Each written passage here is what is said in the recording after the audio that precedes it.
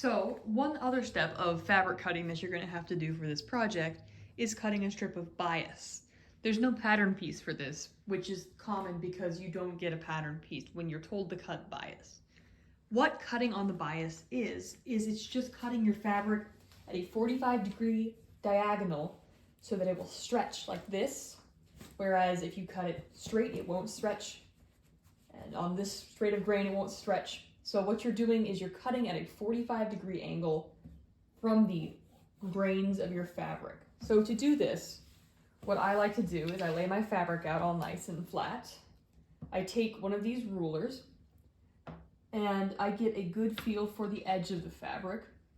And then what I'm going to do is I'm going to rotate this, and I like to use the diamonds on this ruler as a key to help me figure out the angle. So what I'm doing, I'll bring this ruler up to you now, is I am cutting in such a way that, or I'm lining it up in such a way that these little squares on the ruler line up diagonally. So do you see how they line up here? It's going from corner to corner in a diagonal stripe. That's what you want. So now back down to the fabric, I'm gonna get my bias line found again. And I've got it there. And what I'm going to do next is, without letting my ruler shift or move, so I'm gonna put a hand on it, I want you all to make yourself a 15-inch strip of bias. This is a little extra long for what we need, but I always prefer to have extra, not enough. So I'm going to take my pen, and I'm actually going to start at the 2-inch mark on this ruler because that's the first part where both ends match up. And this pen is dead, but I've got another one. I'm going to take my marking tool, so in this case I'm using pen, and I'm going to mark along this ruler. So since I started at 2 inches, I'm going to need to go to 17 to have it be a 15-inch strip of bias.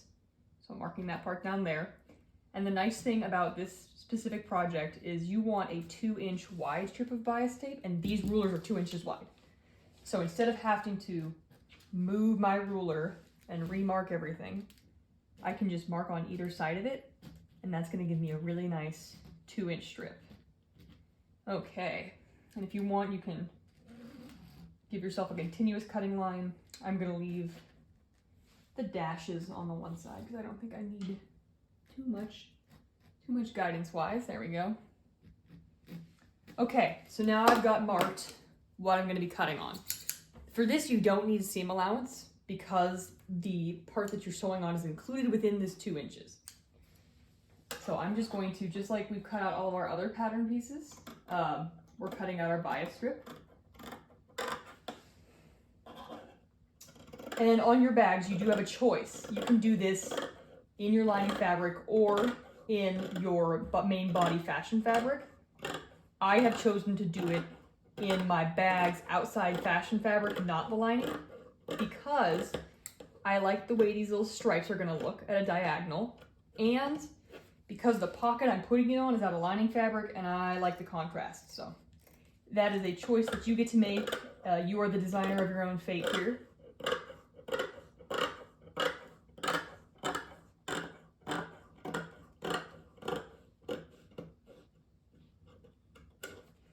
These, let me tell you, they're not real fabric scissors. They're the scissors I had lying around at home. Okay, there we go. We're almost there. Now these scissors can go back to their happy life as not cutting fabric. Okay, so what we've got now is a finished strip of bias, and you'll see it stretches this way when you pull on it, which is what you want. Bias and cutting strips of bias comes up a lot in the costume shop, so this is an important skill to remember. Always remember you're just cutting on the 45-degree angle relative to the straight of grain.